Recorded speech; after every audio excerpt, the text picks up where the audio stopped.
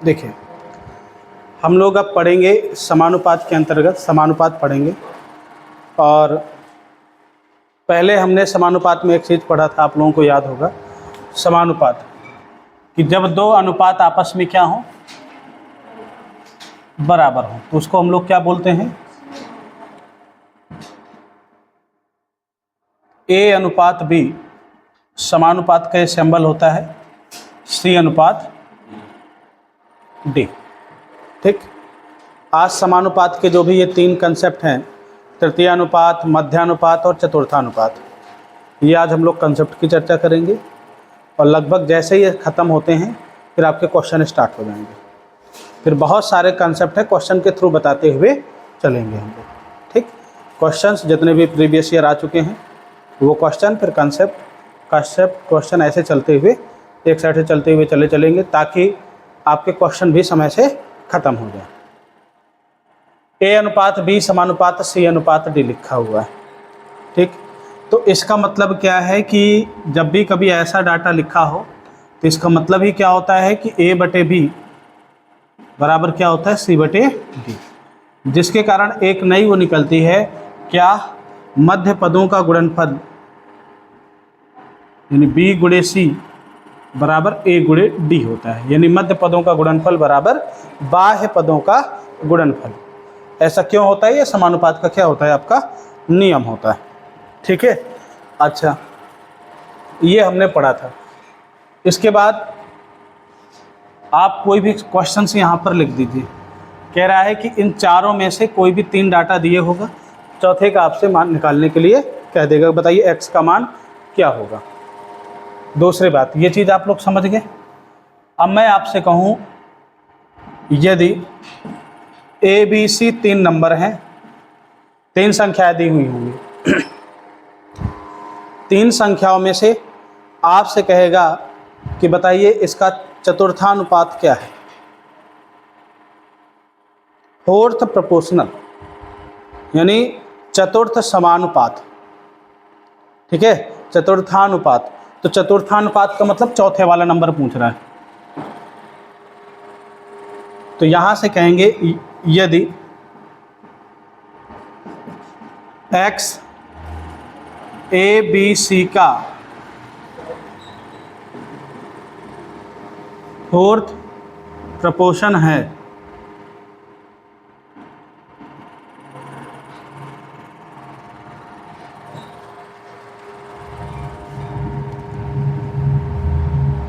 तब अगर ये फोर्थ प्रोपोर्शन है तो आप कहेंगे कि ए अनुपात बी समानुपात सी अनुपात एक्स। तो यहाँ पर एक्स की वैल्यू निकालनी पड़ेगी, यानी तीन डाटा आपके सामने दिया रहेगा, कह देगा कि बताइए इसका चतुर्थानुपात क्या होगा। क्वेश्चन पूछ लेगा, जैसे 3 4 5 दे देगा, कह देगा बताइए इसका चतुर्थानुपात क्या होगा। तो वही रूल जो आपने ऊपर पढ़ा, क्या पढ़ रखा है कि मध्य पदों का गुणनफल बराबर बाह्य पदों का गुणनफल। तो आप लिखेंगे ए गुणे एक्स बराबर बी गुणे सी। तो इसके क्रम को चेंज मत करिएगा। ए बी सी का मतलब है ये पहला है, ये दूसरा है और ये क्या है, तीसरा। अगर आपने इसके क्रम को चेंज कर दिया तो आंसर क्या हो जाएगा, आपका चेंज हो जाएगा, जो कि क्या माना जाएगा, गलत माना जाएगा। तो यहाँ से x बराबर आ जाएगा b गुणे सी बाई ए। अगर कोई भी तीन संख्या दी हुई होंगी, बताइए उसका कह देगा चतुर्थानुपात क्या होगा, तो आप लिखेंगे b गुणे सी बाई ए।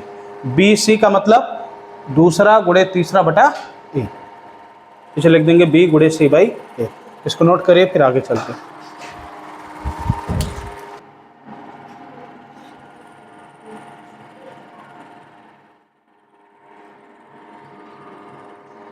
चालू कर दिए भाई।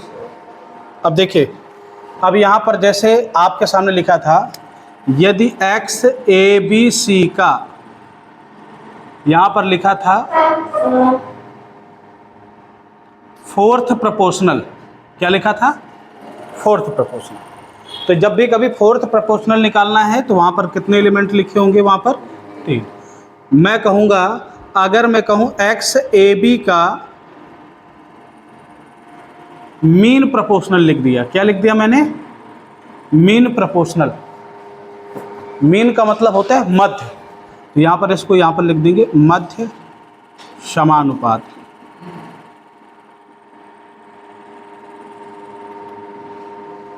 ठीक है।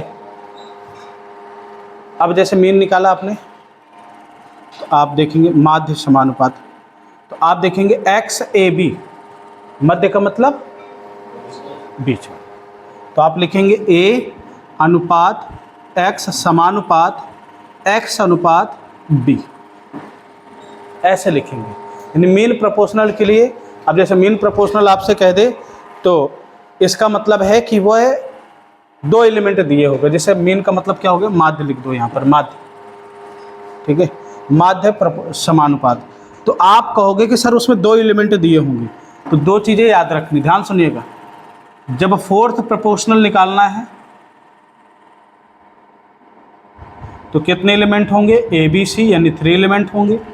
मीन आपको अगर निकालना है तो कितने एलिमेंट दिए होंगे, ए बी 2 एलिमेंट दिए होंगे, है ना। ये चीज़ याद रखना बहुत ज़रूरी है, वो नहीं वहाँ पर टेंशन में आ जाते हैं। आप देखेंगे कि मध्य पदों का गुणनफल यानी एक्स स्क्वायर बराबर क्या हो जाएगा, ए गुणे बी, तो बताइए एक्स बराबर क्या हो जाएगा, अंडर रूट ए बी। इसे बोलते हैं हम लोग मीन प्रोपोर्शनल, यानी माध्य समानुपात। ठीक है, क्या बोलेंगे, माध्य समानुपात बोलेंगे, मीन प्रोपोर्शनल। नोट करिए, फिर आगे चलते हैं। अब देखिए, अब आपके सामने कहेगा जैसे लिखा है एक्स ए बी का मीन प्रोपोर्शनल है, तो मीन की जगह आप यहाँ पर क्या लिख देंगे, ध्यान से सुनिएगा। फोर्थ करा दिया, थर्ड, तृतीया समानुपात। तो तृतीया यानी थर्ड प्रोपोर्शनल की जब बात आएगी,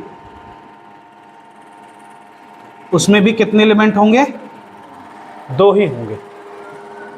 उसको वो डायरेक्ट जो लास्ट में लिखता हूँ ना मैं, वो आपका फार्मूला होता है। जैसे यहाँ पर हो जाएगा ए अनुपात, जो सेकंड वाला होगा वो कितनी बार लिखा जाएगा आपका, 2 बार, और एक्स, एक्स क्या है, इनका थर्ड प्रोपोर्शनल है, थर्ड, तो एक्स का मान ही निकालते हैं हम हर बार।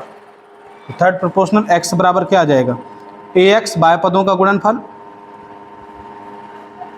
मध्य पदों का गुणनफल कितना हो गया, बी स्क्वायर। बताइए एक्स बराबर क्या हो जाएगा, बी स्क्वायर बाई, बात समझ में आ गई। जहाँ से क्वेश्चन बनते हैं ना, तो बताइए फोर्थ प्रोपोर्शनल के लिए क्या हो गया, B C by A. Mean proportional के लिए क्या हो गया, under root A B. Third proportional के लिए क्या हो गया, ये 3 चीज़ें आपको याद रखनी है डायरेक्ट।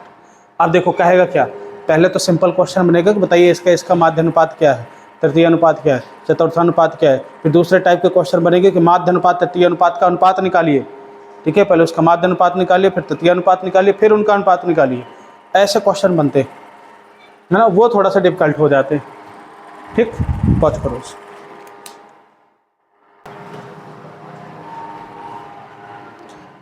अब देखिए कह रहा है इसका तृतीय अनुपात। अब जैसे तृतीय अनुपात निकालना है तो इस ताम झाम का मतलब हटा दीजिए। तृतीय अनुपात के लिए यानी थर्ड प्रोपोर्शनल के लिए आप करोगे क्या, ध्यान से सुनो। थर्ड प्रोपोर्शनल की कहानी क्या है, बी स्क्वायर बाई ए।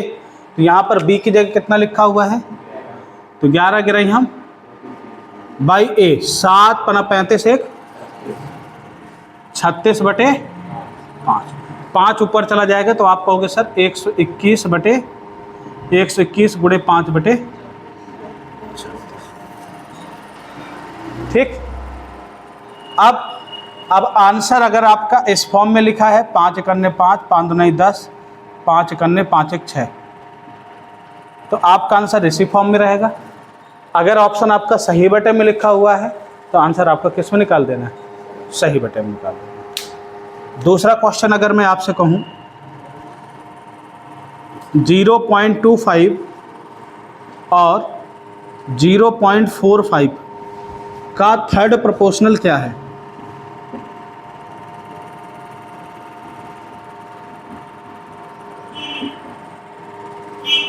बताइए, आंसर बताइए इसका। इसका ऑप्शन तो ये हो जाएगा 605/36, सही बटन में आए तो भाग दे दीजिए। अब बताइए 0.25 और 0.45 कितना? 81। अच्छा, अब ध्यान से सुनो, आपने कहा सर ये ए है, ये क्या है? बी। थर्ड प्रोपोर्शनल का केस क्या होता है? b² बाई ए। तो यहाँ पर b की स्क्वायर का मतलब क्या है? 0.45 का whole of square divided by a का मतलब है 0.25। अच्छा, मुझे ईमानदारी से बताइए, यहाँ पर दशमलव कितने अंक बाद है? अब स्क्वायर करेंगे तो कितने अंक बाद हो जाएगा? 4 अंक बाद हो जाएगा। तो आप लिखेंगे 0.45 मल्टीप्लाई बाई 0.45 डिवाइडेड बाई 0.2। एक से तो एक हट गया भाई, 5 25 9 पना 45, 5 25 9 पना 45।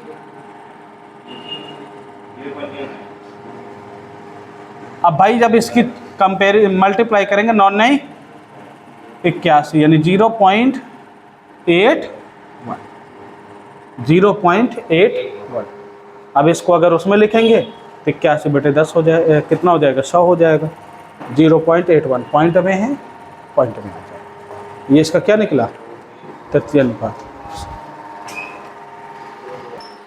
देखिए क्वेश्चंस कह रहा है कि भैया 2√3 6√5 का थर्ड प्रोपोर्शनल क्या है? What is the third proportional of 2√3 and 6√5? तो भैया ये ए हो गया, ये क्या हो गया? बी। थर्ड प्रोपोर्शनल का फार्मूला क्या होता है? b² बाई ए होता है। तो b की जगह यहाँ पे क्या लिखा है? 6√5 का whole of square divided by A का मतलब जो पहले लिखा हो। गलती से ये मत समझना कि जिसको चाहे जो पहला मान लो दूसरा मान लो, गलत हो जाएगा सवाल। अगर आप देखेंगे 6√5 का यहाँ पर जो मतलब है कितना हो जाएगा? 6 6 36 और रूट 5 से 2 कट जाएगा तो केवल कितना बचेगा? 5। 2√3 ठीक, 2 से कटा 18 दूनी 36, 3 से कटेगा 36 18 यानी 6√3। 36 18 रूट से कट जाएगा, रूट 3 बार जाएगा, ठीक है। अच्छा 5 30√3 आपका क्या आ गया? आंसर आ गया। बात समझ में आ गई? ये इसका आंसर हो गया। ये क्वेश्चन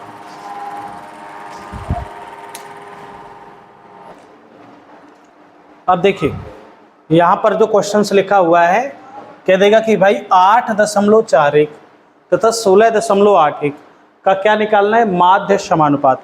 माध्य समानुपात का मतलब है मीन प्रोपोर्शनल।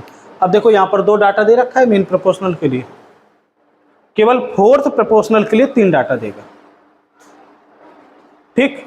तो फोर्थ प्रोपोर्शनल के लिए जब 3 डाटा देगा तो उसमें क्या लिखेंगे? BC बाई ए, यानी B गुणे C बाई ए।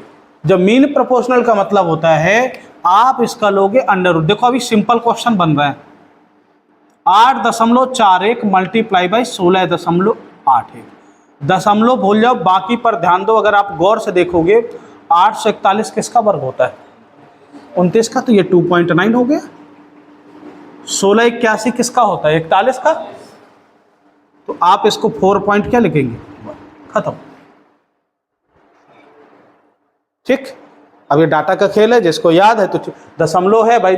वर्ग रूट देखो, जब वर्ग करते हैं तो उसका 2 बार चला जाता है, जब स्क्वायर रूट करते हैं तो 2 2 का पेयर 1 बनता है। ये 2 का पेयर है, स्क्वायर रूट करेंगे 1 अंक बाद दशमलव आ जाएगा भाई। 1 पेयर बन रहा है, 1 अंक बाद दशमलव आ जाएगा। अब जब इसका वर्ग करेंगे 29 का तो 8 से 41 तो होगा, पर लेकिन 1 अंक बाद दशमलव है तो वर्ग करने पर कितने अंक बाद लग जाएगा? 2 अंक बाद लग जाएगा, ठीक है। अब आप समझिए 2.9 मल्टीप्लाई बाई 4.1 लिखा हुआ है। 29 चौको कितना हो जाएगा? 116। 9 चौको 36, 4 दूने 8 3 11, 116। तो भाई देखो 4 को अलग कर दिया। देखो 4.1 का मतलब क्या है? 4 + 0.1। जब 29 का 4 से गुणा किया तो भाई 111.6 प्लस 29 से करने कितना हो जाएगा? 29 पर, लेकिन कितने अंक बाद? 2 अंक बाद लग जाए, क्योंकि एक अंक 1 का हो गया, दूसरा अंक किसका हो गया? 9 का। बस अब आप जोड़ेंगे तो 11 करने 11 हो जाएगा। 0.6289। ये आपका क्या हो गया आंसर। अभी तो इसका क्या होगा, इसी संख्या कह देगा तृतीयानुपात, है ना, और इसी संख्या कह देगा मध्यानुपात का अनुपात निकालो। तो पहले इसका भी तृतीयानुपात निकालोगे, जैसे मध्यानुपात निकाला फिर तृतीयानुपात निकालोगे, फिर उनका रेशियो लोगे। एग्जाम में ऐसे क्वेश्चन जब थोड़ा सा डिफिकल्ट पेपर बनाते हैं तो ऐसे पूछते हैं, बाकी वन लाइनर क्वेश्चन होते हैं ऐसे पूछा करते हैं। नोट कर देखिए, अब सुनिएगा, इसमें सबसे बड़ा खेल होता है दशमलव का। दशमलव में सब कोई मात खाते हैं। आपके सामने अगर मैं कह दूं, ध्यान से सुनिएगा, लिखा हुआ है 0.03 मल्टीप्लाई बाई 0.000, सब कुछ भूल जाइए, दशमलव हटाते ही आप अगर देखेंगे तो ये क्या है, 3 गुणे 3, 3 का मतलब क्या हो गया, स्क्वायर, 3 त्रिकाई 9, स्क्वायर रूट निकालेंगे केवल कितना आ जाएगा, 3 आ जाएगा। पर लेकिन आप देखते हैं यहाँ पर कितने अंक बाद दशमलव, 2 अंक बाद, यहाँ पर कितने अंक बाद है, 4, 4 2 6 अंक बाद दशमलव है, 6 अंक बाद दशमलव, जब इसका स्क्वायर रूट निकालेंगे तो कितने अंक बाद बचेगा, 3 अंक बाद। तो 1 अंक ये लिखा है, 2 अंक, तीसरा अंक पॉइंट लगाइए, 0 लिख दीजिए खुशी के लिए, थोड़ा सा आंसर लिख दो। मन भर जाता है ना अगर पहले 0 लग जाता है कि हाँ नहीं ठीक है। बात समझ में आ गई।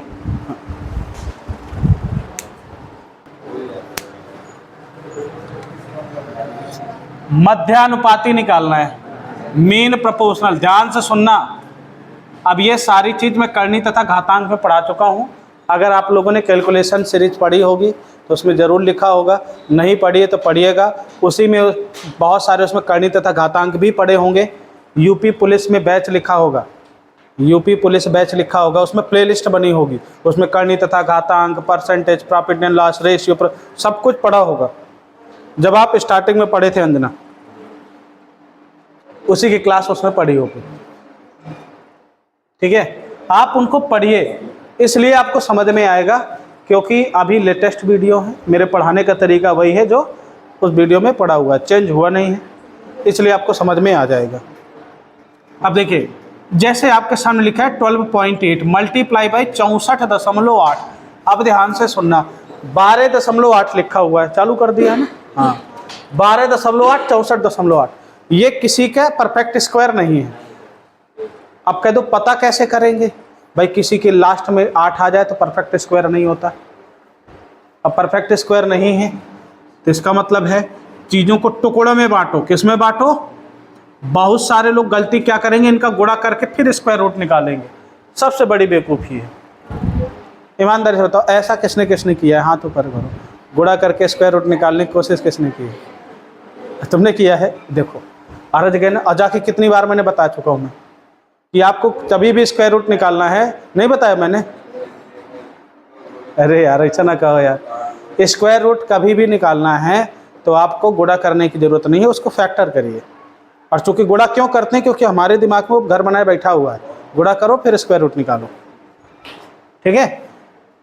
आप अगर देखो कि ये 8 से कट रहा है, 8 मट्टू 64, 8 इकन्ने 8, ये परफेक्ट स्क्वायर हो गया, 8 को अलग कर दो,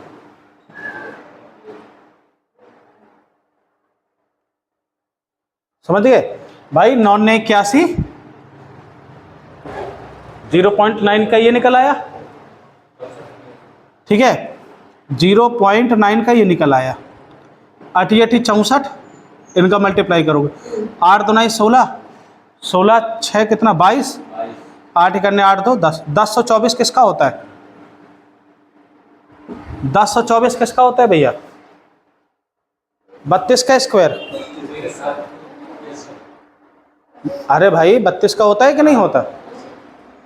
नहीं होता, पता नहीं होता है, तो कह रहे हो कोई पता नहीं होता है ना। 1024 लो, 32 आपने लिखा, पॉइंट क्या लगा दीजिए, ये 9 दूनी 18, 9 तिया 27, 1 28,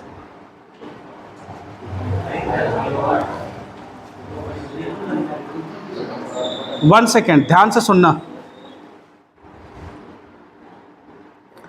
देखिए ये 32 9 आपने लिख दिया, इतना आ रहा है। यहाँ पर दशमलव का खेल कैसे करेंगे, ध्यान से सुनिएगा। यहाँ पर 1 अंक बाद दशमलव, तो जरूरी थोड़ी कि स्क्वायर रूट में 1 अंक बाद आ जाएगा। अब इसको आप कुछ दूसरे नज़रिए से देखिए, इधर का दशमलव हटा करके इधर शिफ्ट कर दीजिए तो कोई दिक्कत? भाई गुणे में चीजें हैं, दशमलव है, अपने शब्दानुसार कहीं पर भी क्या कर सकते हैं, एडजस्ट कर सकते हैं। ये चीज आपको पता होनी चाहिए। इसका मतलब हो गया 10.24। तो 10.24 कितना हो गया, 32 का 3.2, 81 कितना हो गया, 9 ये आ गया। उधर 2 के पेयर के साथ ही एक अंक में दशमलव लगेगा, ऐसा नहीं कि इधर एक अंक में दशमलव तो इधर भी एक अंक में, है ना, जो मैंने अभी लिख दिया था, ठीक। पर लेकिन जब आप इसका स्क्वायर करोगे तो 2 अंक में चला जाएगा। तो यहाँ पर देखो 2 अंक में चला गया। यहाँ पर 1 दशमलव था, 1 दशमलव ये, इधर के दशमलव को हटाया और इसके साथ क्या कर दिया, ठीक है। ये शिफ्ट करना आना चाहिए, दशमलव के साथ खेलना आना चाहिए। दशमलव परसेंटेज को अपने शब्दानुसार किसी के साथ क्या कर दीजिए, एडजस्ट करा दीजिए। आगे कितना, 28.8। ए भैया पहुँच कर इसे।